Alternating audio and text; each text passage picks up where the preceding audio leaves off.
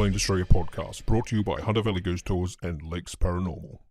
Good evening, everybody, and welcome to Unexplained Australia Podcast, Episode 2. Tonight on the program, ladies and gentlemen, we have a very good friend of mine, Alison Oborn, from Adelaide's Haunted Horizons Ghost Tours and PFI, Paranormal Field Investigators. Alison and I have been very good friends for many, many years, so it's really great to have her as the first guest on the show. If anybody would like to be a guest on the program, if you want to contact me, Murray Byfield at unexplainedaustralia.com, or through this YouTube channel or my Facebook. Okay, so without further ado, we'll go straight to the interview with Alison Oborn. I'd like to welcome to the Unexplained Australia podcast our very first guest, Alison Oborn from Adelaide Haunted Horizons and PFI, Paranormal Field Investigators. That's correct, isn't it? Yes, correct. Excellent. You said it very well. Thank you. So Alison is probably one of my oldest pals in the world of the strange and unexplained and paranormal. When did we meet? We go back to MySpace days. Yeah. That's scary. Because that's a long time ago. What, 2000? It would have to be 2006 or something, something like that. 7, yeah. Gosh, nearly 10 years. Isn't that scary? Just gets away on you. Yeah. So, I guess why we're here is to tell us, if you could tell everybody a little bit about sort of your background and a little bit about what you do with Haunted Horizons and also with PFI. Okay. So you've been in the business biz, lack of a better word, but you've been in the area more than lot longer than most, and certainly longer than myself as well. So when did you first start in paranormal? We'll start with the paranormal investigation side, then we'll move on to Haunted Horizons. So how long have you been in the industry, if that's all right? Well, technically, all my life, going back to when I was born, just about. Dabbled as a teenager like everybody did. But it wasn't until I came to Australia in 1989 that I actually took up investigation and research once I hit your shores.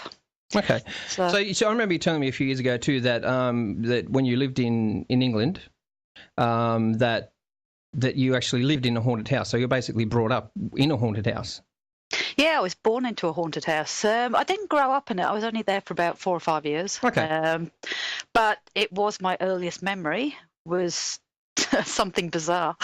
And it's kind of really strange for a researcher. But yeah, my earliest childhood memory was standing in my cot, if you like, probably about 1.5 to 2 years old, and could hear raspy breathing in the bedroom, which was terrifying me. Wait a second. How old were you? Well, I don't know. How old do you get into a cot or out of a cot? Be about 1.5 years. 2? 2? Yeah, I reckon about 2. It would be. So you actually remember that far back? That's my earliest memory. My very earliest memory, and I could hear raspy breathing, like somebody was struggling to breathe male, and I was screaming because there's nobody in the room. And that would be a snippet of my earliest memory. Now, a child's memory can be a bit, obviously, false at times, but that is... Exactly. How a child remembers things is something different, as we all know. But that would be what I remember, whether it was real or not. But isn't it amazing when you look back to your childhood and it's like the world is a fascinating and fantastical sort of place, and it's only when you sort of hit, your teens and stuff like that, the world becomes a more, I don't know how you put it, a real place, or I don't know, all that fantasy that we have and that imagination. I mean, some people keep it to a certain degree, but we lose a lot of it as we get older, don't we? I think we do. Some of us creative types holds on to it a little bit, but it's it's a child. As I say, a child. Can you put stock on a child memory? And I've got to ask myself that as well. But however, all the family were experiencing things in this house, and all I know is I was terrified of this house right up until I was 21. Right. 22, and I went back to England. It's only then I could walk past it. Before that, I could never walk past that house. So apart from your that experience, so you said before. So did you were born into that house, and how long did you live in that house for? As I say, around about 3 or 4 years, and then we moved just down the road behind it, what we call a back lane in England. Right. And even then, when I lived in the house down the road, I couldn't walk past the house I was born into. Okay, so you were saying there before that in your 20s you kept experiencing things. Was that in a different house? Yeah, look, yeah, it was more outside of my house. The next 2 houses, we didn't have anything in. Right. But it's my sister had something in her house because she was a lot older than me, and I had experiences in her house. And, of course, it's like a moth to the flame. You start looking for it and looking for answers, whether the real answers or not, whether the natural or real didn't matter to me. I just wanted answers. Sure. And that sent me on my path dabbling with this stuff a little bit. Okay. So in terms of actually investigating the paranormal or the unexplained, you didn't do that until you got out here to Australia? Not seriously until I got out here. I mean, as I say, teenagers always dabble, but how serious? Ouija boards and that kind of thing. Yeah, we've all done the Ouija board. And I got really into EVP when I was probably 16 because there was a disc that came out, a record on EVPs. Okay. Got so fascinated in that. But I used to do it on the reel-to-reel tapes. Yeah. Never really got anything, but... Okay, so when you came to Australia, what was your beginnings out here in terms of when did you start investigating? Well, I was driving and I stopped to get a coffee at one of the delis, and there was an advert on the window that said crop circles, and it was what's his name? Colin Andrews. That's it. Colin Andrews coming out from England to talk about crop circles. Right. And went to the lecture, and I think it just brought back everything that I was interested in as a child. And it was just like, no, I really want to get into this again now. So I'd taken a break from it, but that was 1989. So. Okay, yeah. So you find a lot too, and you probably find it with the people that you know as well, you know, and the people that, join paranormal groups and start paranormal groups and things like that. You usually do find that they do have, it generally has been a fairly lifelong interest for them. I mean, I know myself, I used to wander around, because I used to live not far from the old historical, Pioneer Cemetery here. And I was always attracted to those, I was always attracted to, my brothers were out playing football on the football field. And if there was a cemetery next door, I'd be the one wandering around the cemetery, things like that. But yeah, would you agree with that? Do you think that most people that end up in investigation teams or, Definitely. Paranormal teams, do you think they've had it all their life like yourself? Yeah, and you find as well when you're talking to other or networking, a lot of them have had experiences kind of going back into their childhood, which has really made them look for stuff. Some people just look to prove the paranormal, some just look to find an answer, whatever it is. But yeah, somewhere in our past, normally something's happened that's intrigued that interest. I'm just going to jump ahead now to, and just in terms of talking about EVP and stuff and things like that. So I'm leading into equipment. Okay, so equipment is something that I personally I'm starting to, well, put it this way, I'm not shy away from, but I'm using less and less equipment as I do more investigation. So, if I turn up to, investigate somebody's house or something, I tend to just have maybe a meter, maybe one EMF meter, maybe a still camera, and maybe, just a voice recorder. And that's about all I take with me now. But for me personally, I find that interviewing the witnesses brings to me a lot more information than, stumbling around in the dark with, K2 meters and things like that. What is your thought on that? Do you feel like that you're using less equipment now or more? I probably am using the same to less. We went through the stage, obviously, of getting all this equipment, and I found really it's my personal thought is that it seems to bog everything down, this having to carry a massive equipment, having to monitor a massive equipment, takes hours to set that equipment up. And at the end of the day, most of that equipment hasn't proved anything for me personally. I've kind of brought it back to the basics, the voice recorders, the camera, obviously video camera in case anything happens, just to catch more the event than anything.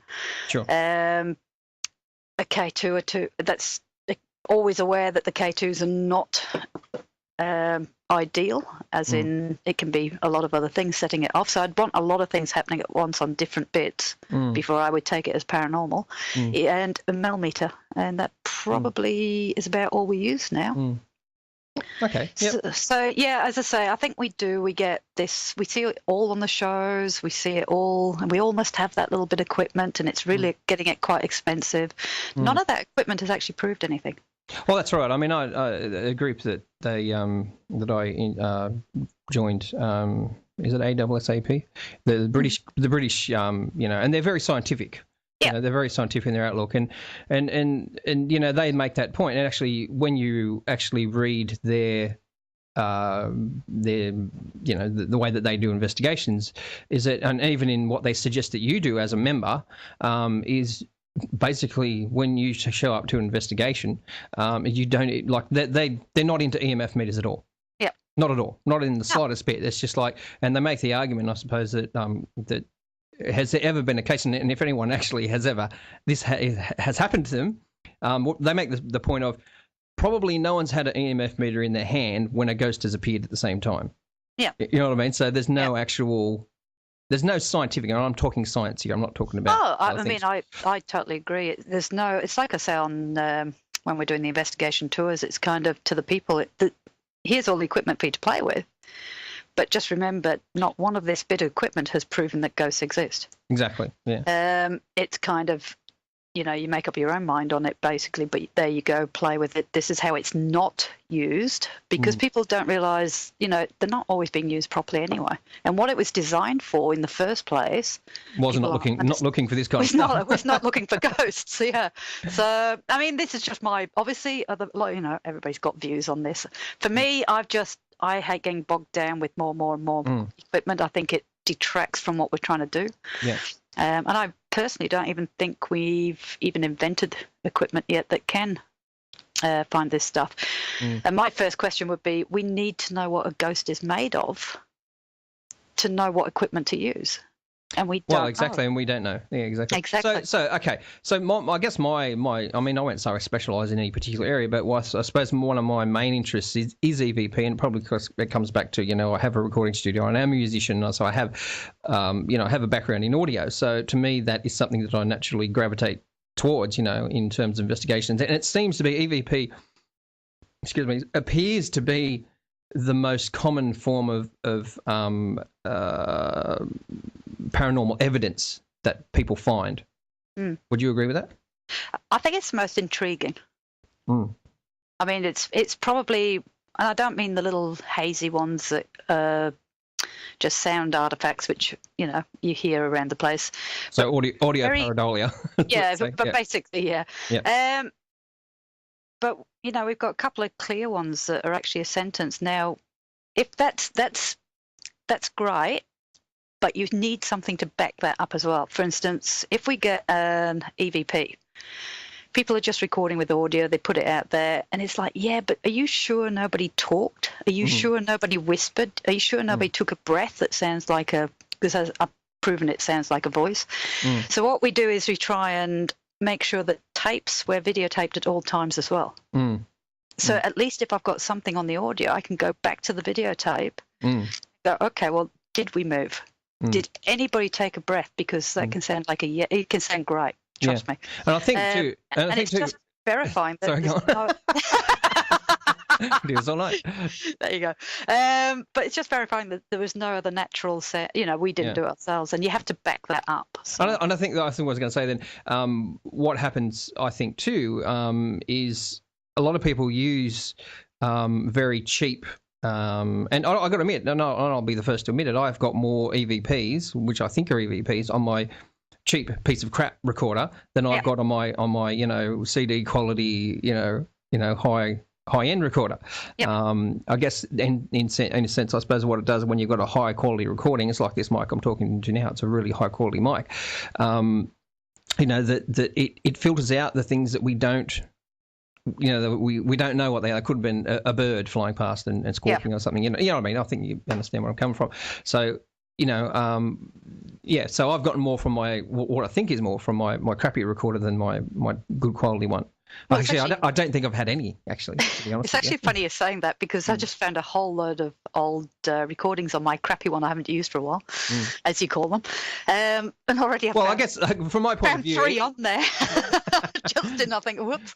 Well, what happens, it compresses the audio so much, and usually, it records it ridiculously. I'm not sure the actual bit rate, but it's way worse than an MP3. And not only that, it's usually a very open... cheap microphone that comes with it. Yeah, and that's the thing with we went to using the Zooms, the H2s, and once we started using those, we didn't get any.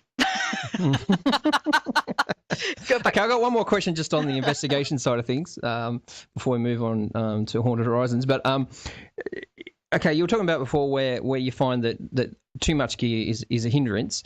How about your other side of things? I know you don't sort of like to be known as very airy fairy, and you don't want to go by feelings or things like that. But what about personal experiences with you? Do you find them any more validating?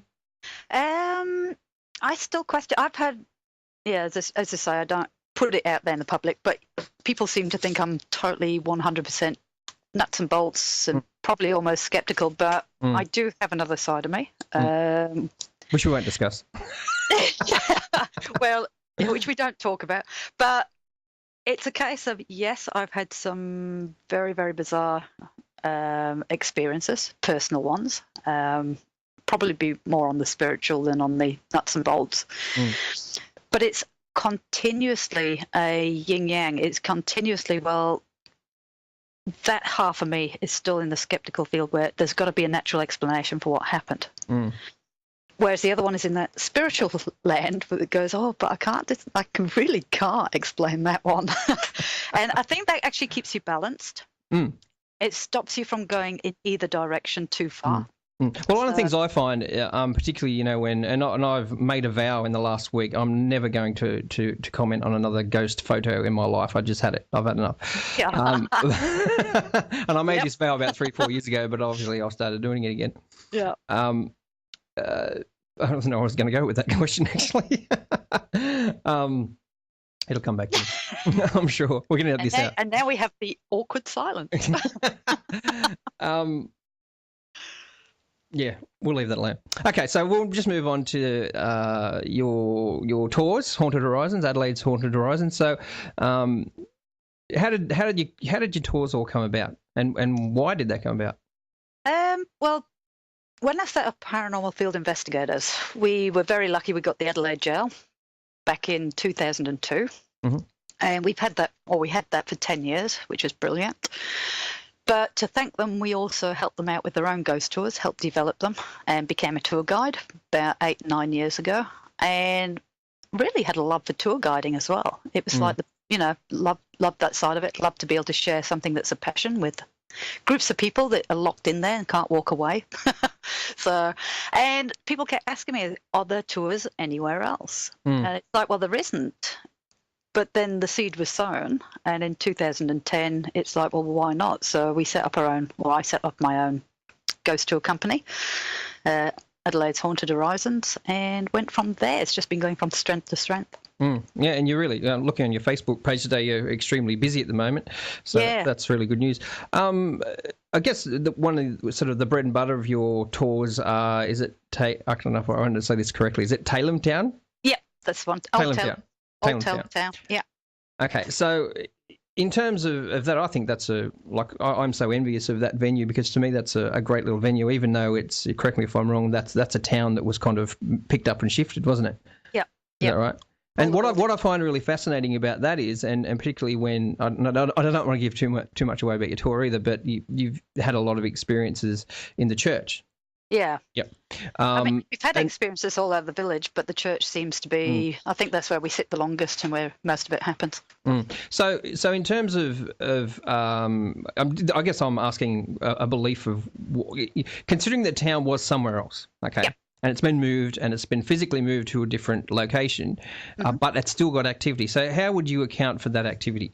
Oh, look, I get asked this all the time. It's a tourist attraction. Why would it be haunted? But what Peter did, the owner, is he decided that he wanted to keep it authentic when he wanted a pioneer village. So unlike the other pioneer villages that built their houses from wood to look old, he went and bought deceased estates and brought them in. The earliest house that we actually go into is 1890. So there's a lot of history. It was somebody's home for obviously many years, lots of people's homes.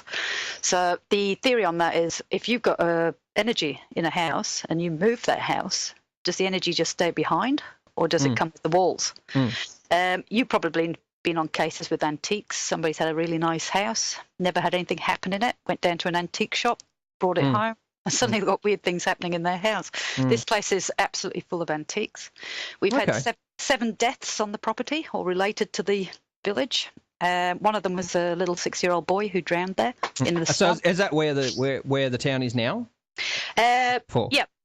So where it is now? The town is now. We've had 7 people that been associated. So was it a whole town that he picked up and moved? No. Bits and pieces?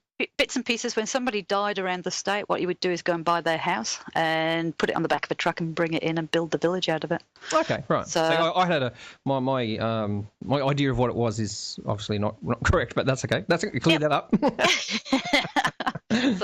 But yeah, no, it's blown me away what we've had happen, and that's not just because I run the tours there. It's literally challenged everything that I believe. So we just had too much happen there. Yeah, so that kind of, I guess, in a sense too, can go against everything. This is what causes this stuff. You know, but I suppose that takes away from, when people talk about, I don't know, geographical, reasons why a haunting happens, or if there's, certain minerals in the ground, or whether there's a presence of water there or something. So that kind of, in your opinion, I suppose what I'm trying to ask here is do you think that's still relevant, or do you think it's just the old stone tape theory of something being embedded in the walls? What do you think? No, yeah, well, I would have said that, except what we've got there. Again, it's challenging everything that I was thinking. The thing we've got there is showing extreme awareness and extreme intelligence. And it's very aware of what we're doing and what we're saying, and it seems to try and prove me wrong on more occasions than not. It's like anything I say, like, oh, it never comes home with me. And then we had it home for one night only. And it was almost like it said, yes, but I can if I want to. And it's like, okay. Lesson learned. It never touches my staff, and that's interesting. It picks on the poor attendees. I used to say that, and then the next week, one of my staff members had to leave the church rapidly because he got hit by such a huge depression that he wanted to kill himself there and then. Oh my God! Until he got outside the church, and then it lifted again, and it was just like it said, "I can if I want to," but it chooses not to. It's the weirdest thing. It seems to be very aware of people. It learns new tricks. It evolves. I have no idea what that one is. It likes to perform, put it that way. So you're saying it, which I find interesting too. I know. That means you haven't. We did nickname him Ted, actually. I have seen it. I've seen it 4 times. This is why I've got no doubt, and I don't see things in the Adelaide jail. 10 years I wrote the book on the Adelaide jail, and you'll still read that I haven't actually seen anything full on in that time. You know that thing that I forgot about before? It's actually come. I told you to come back, didn't I? Yeah, there you go. What was it? Now it's going again. No. With the ghost phase and things like that, if you go out, or if you make a comment on, and this is when we were talking, sorry, we've jumped from one thing to the other, but this will happen. But you know how, but if you, like you say, you kind of feel like out there in the paranormal community that you feel like people think you're a skeptic. The one thing that I find interesting is that if you question a photograph, if you question a piece of evidence, whatever it is, people automatically call you a skeptic. And that's certainly not the case with me, and it's certainly not the case with you. Yeah. It just seems to me that unless, and we've had this discussion in the past about things like belief and things like that, and you can't argue with the belief system. Like if you believe in God, well, I can't argue the point because you just believe. Yeah. And when people believe their photograph is something paranormal, they get very upset. You know. But what they do is then they accuse you of being a skeptic. Yeah. Indeed, they do. So I told you I'd come back to it. Yeah. And yeah, it's a very hard one on that, because I mean, obviously we all get sent photographs, and a lot of the time, you're fully aware it's just a thing about the camera, about photography that happens. I do photography as well, so I think it should be mandatory that every paranormal investigator does a course on photography. Understand. But the thing is, you got a problem as soon as you open the email with a photograph and somebody said, "I think this is my grandmother. What do you think?" Yeah, that's a tough one because you don't want to go ahead and say. That's a revealing sentence that they already believe. Yeah. They just want you to back up what they believe. And you don't want to feel like the ass that tells them that, no, I'm sorry, that's just probably dust, or it's grandma's actually a piece of dust. Yeah. No, it's a very difficult thing, and you don't, and I guess that's another reason why I'm no more for me things. I choose not to comment anymore. But yeah. So back to your tours again. Sorry for my interruption there. So I'm just going to quickly ask you about one of the other things that your tours does, which is a little bit different from the average, stock standard ghost tour, is your dark history tours. I don't really know much about those. Can you tell me a bit about those? Yeah, they're more our street tours. They came about because not only do I have a love for paranormal, I also have a love of history, which I think the two go together anyway. Generally, I think. Yeah. I've met one or two people that don't, but generally, yeah, I think you've got to understand the history. You've got to understand the other, if you like. So, but as I was going through the paranormal stuff, you find some great history and great stories that you want to share. You also see our history getting knocked down and modernized, and the people, and because nobody's interested, because the new generation doesn't seem to be that interested. Now, if I said to a younger generation, come into Adelaide, I'm going to tell you all the history of Adelaide, they're going to roll their eyes at me at the end of the day, and they're not going to come. Come to Adelaide, I'm going to tell you all the murders, all the quirky tales, all the tragedies, and all the ghost stories. Then suddenly they're there, and they're learning history without even knowing they're doing it. Shh. That's it. You're letting the secret out. Okay. Oh, yeah, shh. Young ones didn't hear that. But they're having a great time doing it, and it's suddenly they're more appreciative of what's around them. And this is kind of why we do it. So... Do you think do you also think that there's not only an age thing there with that? Like, people, in my experience anyway, I think most historical societies are run by old people. That could be also because I've got lots of time on their hands. Yeah. But you know what I mean? Like people, and even myself, as I sort of got into my 30s and that's when I developed more. I'm always interested in history, but I developed more as I got older. Do you think that's got anything to do with it, apart from? Oh, I think to a certain extent, because I had no interest. The only history I was interested in as a kid was a really, really old history, like dinosaurs and maybe up to the Vikings and things like that. Really old history. And then, as you say, as you get older, you seem to start appreciating it more. So as being, and sorry to use this word, but an immigrant to Australia, one of the things that interests me, I guess, and when I was over in Norfolk Island earlier this year, there was the tour guide who did the convict tour over there he was an American.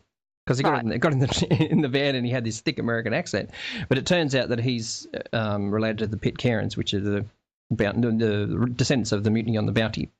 All right. But one of the things, what I find interesting, how does, I guess you've been here long enough to be assimilated, sorry, but you know what I mean? Like 25 when years.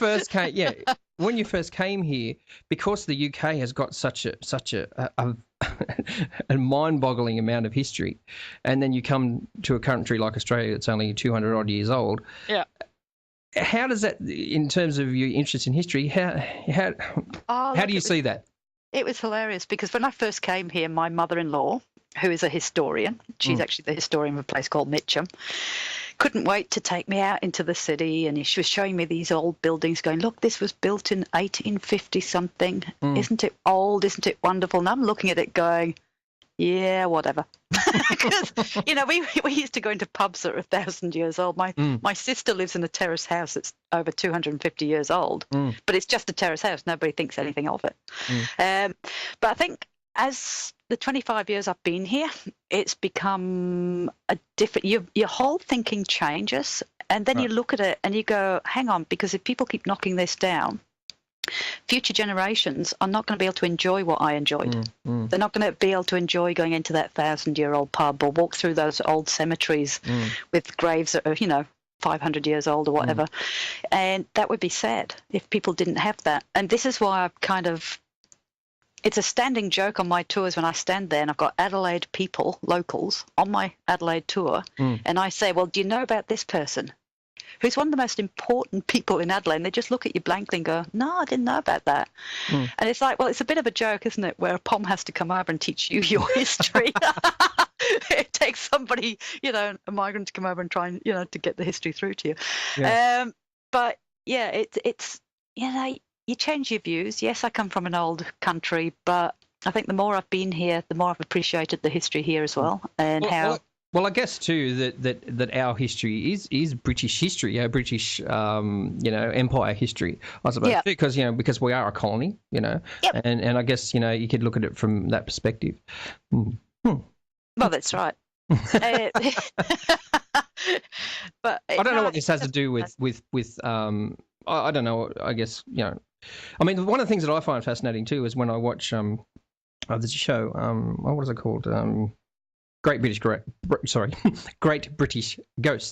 And I find that really interesting because it's not an investigation show. It's basically they just go and visit the place. They talk about the history of the place and they talk about the ghost stories and stuff attached. And I find that really fascinating. But like you say, they go into this pub. Like in Australia, like I know in my hometown here, that there's certain places that they're just waiting for them to fall down. But then you look at this show and, and a lot of the places, like you say, there might be a 700-year-old inn somewhere in England and it's still standing. But out here they go, oh, no, it needs too much work, mate. Yeah, oh, geez, it's going to cost this much to do this and do that and blah, blah, blah. I'll just let it fall down.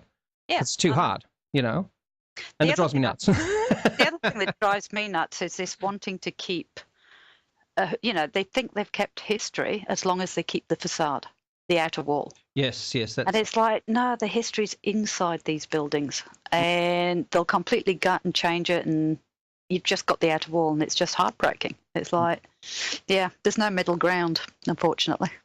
Yeah, and I was talking to another, a German fellow who's lived here for about 30 years too, and he said the same thing. He said Australians, I can't remember the actual city where he was from in Germany, but he said, we've got, 1,000-year-old buildings, but in Australia, it's, we don't look after our history, and it's just, to me, it's heartbreaking because I love history and like you say, lots of people in the paranormal field really love their history. I've met one or two who couldn't give a rat's basically, but majority love their history and I think we need to be those new ambassadors for because when the older people sort of like, I mean, I'm a member of my local historical society and I'm like the youngest member and I'm 42. Yeah.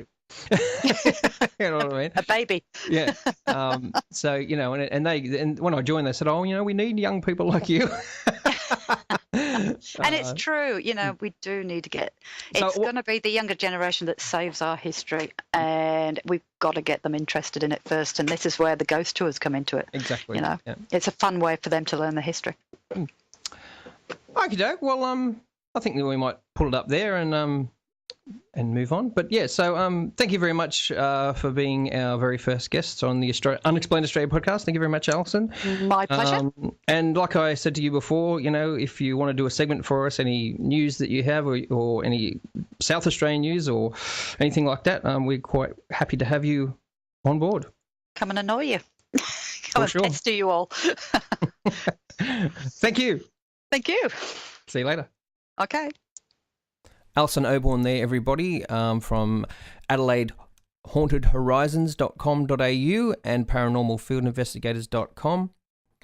If anybody would like to be a guest on the program, you can email me, Murray Byfield, at unexplainedaustralia.com, or hit me up on my YouTube channel or on Facebook.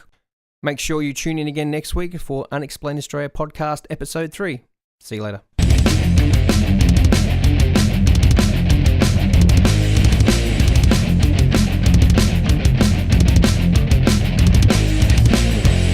Unexplained Australia Podcast, brought to you by Hunter Valley Ghost Tours and Lakes Paranormal. Don't forget to visit us at www.unexplainedaustralia.com.